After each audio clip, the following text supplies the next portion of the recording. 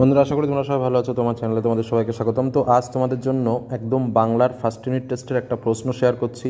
প্রশ্নটা স্কুলেরই প্রশ্ন। তোমরা জানো যে অনেকের স্কুলে পরীক্ষা শুরু হয়েছে, আবার অনেক স্কুলে কিন্তু পরীক্ষা খুব তাড়াতাড়ি 2-1 দিনের মধ্যেই শুরু হয়ে যাবে। তো সেরকমই একটা প্রশ্ন তোমাদের সামনে শেয়ার করছি। ইতিপূর্বে তোমাদের জন্য বাংলা থেকে কী কী ইম্পর্ট্যান্ট প্রশ্ন পড়তে হবে, অর্থাৎ কোন কোন সিলেবাস রয়েছে, কোশ্চেন প্যাটার্ন কেমন হবে, গল্প বা কবিতা বা প্রবন্ধ থেকে কোন কোন প্রশ্ন ইম্পর্ট্যান্ট রয়েছে, প্রত্যেকটা বিষয় সম্পর্কে কিন্তু আলোচনা করেছিলাম।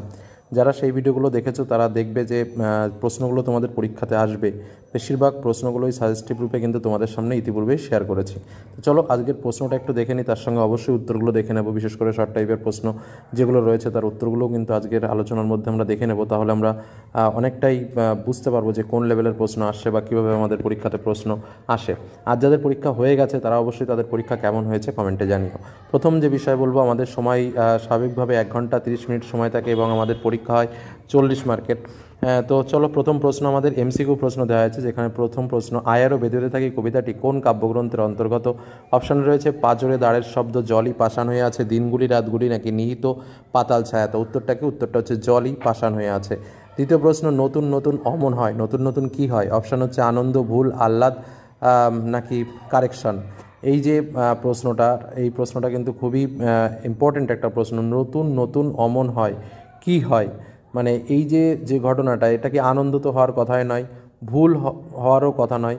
এখানে দেখো যে বিষয়টা, সেটা হচ্ছে আহ্লাদ, ঠিক আছে? কিন্তু ঘটনাটা কেন হয়েছিল? ঘটনাটা কারেকশনের জন্য হয়েছিল।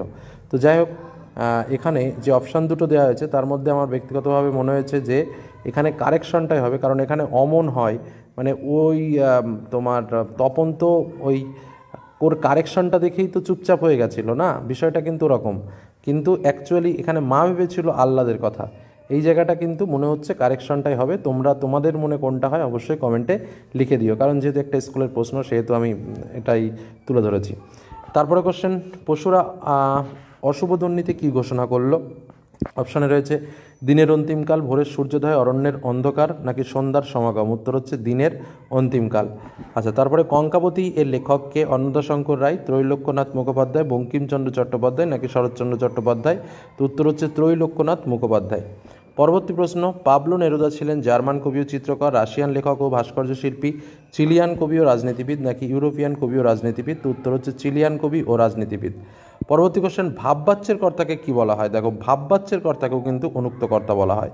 পরবর্তী কোশ্চেন, উনি বসার ঘরে বসে আছেন। এখানে বসার ঘর মানে পরিষ্কার স্থান বোঝাচ্ছে, তাহলে স্থান বোঝালে কি হয়? অধিকরণ কারক হয়। অপশানে ছিল অপাদান, অধিকরণ, নিমিত্ত, অকারক। তাহলে উত্তরটা কী হচ্ছে? উত্তরটা হচ্ছে অধিকরণ। পরবর্তী প্রশ্ন, যে ধ্বনি বা ধ্বনিগুচ্ছ শব্দের সঙ্গে জুড়ে গিয়ে নামপদ গঠন করে তাকে কি বলে? এটা তোমাদের জন্য প্রশ্ন রাখলাম, আমি এটার দাগাইনি, এটা তোমরা কমেন্টে উত্তর লিখে বলবে। অপশানে রয়েছে নির্দেশক, বিভক্তি, অনুসর্গ, নাকি অব্যয়। আবারও প্রশ্নটা দেখে নাও, যে ধ্বনি বা ধ্বনিগুচ্ছ শব্দের সঙ্গে জুড়ে গিয়ে নামপদ গঠন করে তাকে কি বলে? একদমই সহজ টাইপের একটা প্রশ্ন। পরবর্তী প্রশ্ন এসএকিউ, 7টা দিয়েছে। তো যাই হোক, এমসিকিউ এর প্রশ্নে কিন্তু 8টা প্রশ্নই, এক্ষেত্রে কোনো অর থাকেনি এবং বেশিরভাগ স্কুলেই কোনো অর দেয় না। দ্বিতীয় এসএকিউ টাইপের প্রশ্ন, এই দুঃখের মুহূর্তে গভীরভাবে সংকল্প করে তপন। কি সংকল্প করেছিল? তপন সংকল্প করেছিল যে যদি কখনো লেখা ছাপতে হয় তাহলে তপন নিজে গিয়ে তা পত্রিকায় দেবে। পরবর্তী প্রশ্ন, দাঁড়াও ওই মানহারা মানবীর দ্বারে, কাকে এই আহ্বান করা হয়েছে? আফ্রিকা কবিতায় যুগান্তের কবিকে এই আহ্বান জানানো হয়েছে। পরবর্তী প্রশ্ন, লেখক ফিনিশীয় হলে কিসের কলম ব্যবহার করতেন? তিনি ফিনিশীয় হলে তোমার বর্ণপ্রান্ত থেকে হাড় কুড়িয়ে সেগুলিকে কলম হিসেবে ব্যবহার করতেন। তারপর যুদ্ধ এলো, এই যুদ্ধকে কবি কিসের সঙ্গে তুলনা করেছেন? রক্তের এক আগ্নেয় পাহাড়ের মতন। তারপর হচ্ছে তবু তো কজন আছে বাকি, তারা কি করবে? তারা হাতে হাত রেখে বেঁধে বেঁধে থাকবে। পরবর্তী কোশ্চেন, মুঘল দরবারে একদিন তাদের কত না খাতির, কত না সম্মান, কাদের এত সম্মান ছিল? তো হচ্ছে তাদের বলতে ওস্তাদ কলমবাজদের বোঝানো হয়েছে। ঠিক আছে, পারিভাষিক শব্দে এদের বলে ক্যালিওগ্রাফিস্ট বা লিপি কুশলী। এদেরই কিন্তু মুঘল দরবারে একদিন অনেক খাতির ছিল। পরবর্তী প্রশ্ন, নির্দেশক কি উদাহরণ দাও? তাহলে কি লিখব? যে ধ্বনি বা ধ্বনিগুচ্ছ শব্দ বা পদের সঙ্গে যুক্ত হয়ে বচন নির্দেশ করে এবং নির্দিষ্টতা প্রকাশ করে তাকে নির্দেশক বলে। যেমন টিটা, খানাখানি, এগুলো 2-1টা দিয়ে দিলে হয়ে গেল।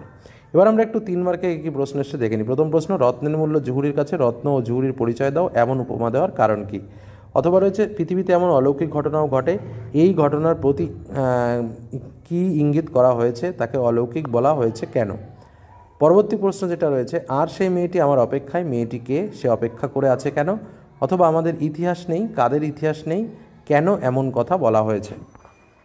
এখানে তোমার দুটো প্রশ্ন দেওয়া রয়েছে, প্রথমটা গল্প থেকে এবং তারপরে কবিতা থেকে। গল্পতে দুটো প্রশ্নের মধ্যে একটা লিখতে হবে, অথবা কবিতার আর একটা পাটে 3.2 দাগে কবিতা থেকে দুটো প্রশ্ন দেওয়া রয়েছে, যে কোনো একটা লিখতে হবে। এবার প্রবন্ধ থেকে কি প্রশ্ন? হারিয়ে যাওয়া কালিকলম প্রবন্ধে লেখকরা ছোটোবেলায় কিসে হোম ট্যাক্স করতেন, ফেরার পথে সেগুলো পুকুরে ফেলে দিয়ে আসতেন কেন? অথবাতে রয়েছে, এই সেদিন পর্যন্ত বিশ্বের জ্ঞানাঞ্জন শলাকা ছিল সর্বার্থেই শলাকা, মন্তব্যটি বিশ্লেষণ করো। রবীন্দ্রনাথ ঠাকুরের চিত্রশিল্পের সূচনা হয়েছিল কেমন করে? একটু অন্যভাবে প্রশ্ন দিয়েছে। আচ্ছা যাই হোক, তারপরে কবিতা থেকে একটা 5 মার্কের প্রশ্ন রয়েছে। কি প্রশ্ন? চিরচিহ্ন দিয়ে গেল তোমার অপমানিত ইতিহাসে, তোমার বলতে কার কথা বলা হয়েছে, কারা কিভাবে তার অপমানিত ইতিহাসে চিরচিহ্ন দিয়ে গেল? ঠিক আছে, মানে তোমার এখানে আচ্ছা দুটো প্রশ্ন লিখতে হবে, মোট সেটা হচ্ছে 4.1 এবং এটা হচ্ছে কমন কোশ্চেন দিয়েছে। বেশ, তারপরে চলে আসো, কোনি থেকে কি দিয়েছে? কম বেশি 150 শব্দ উত্তর দাও। ওর চোখে এখন রাগের বদলে কৌতূহল, কার কথা বলা হয়েছে, তার রাগ এবং কৌতূহলের কারণ লেখো। আরেকটা হচ্ছে কি আবার হবে, ছেড়ে দিলুম, বক্তা এখানে কি ছেড়ে দেওয়ার কথা বলা হয়েছে, এর কারণগুলি কি ছিল?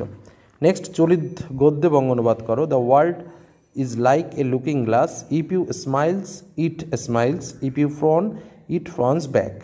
আচ্ছা, খুব সুন্দর, মানে একটা গ্লাসের মতো, লুকিং গ্লাস, আয়নার মতো দেখতে। যদি তুমি হাসো তাহলে সেও হাসবে, যদি তুমি দুঃখ পাও তাহলে সেও দুঃখ পাবে। If you look at it through a red glass, all seems red. আচ্ছা, মানে তুমি যদি একটু লাল রঙের গ্লাসের দিকে তাকাও সব কিছুই লাল দেখতে পাবে। And seems red and rosy. হ্যাঁ, আর always try them to look at bright side of the things. বেশ, তো এরকম টাইপসেরই প্রশ্ন আমাদের এসছে, তো একটা প্রশ্ন তোমাদের সামনে শেয়ার করলাম।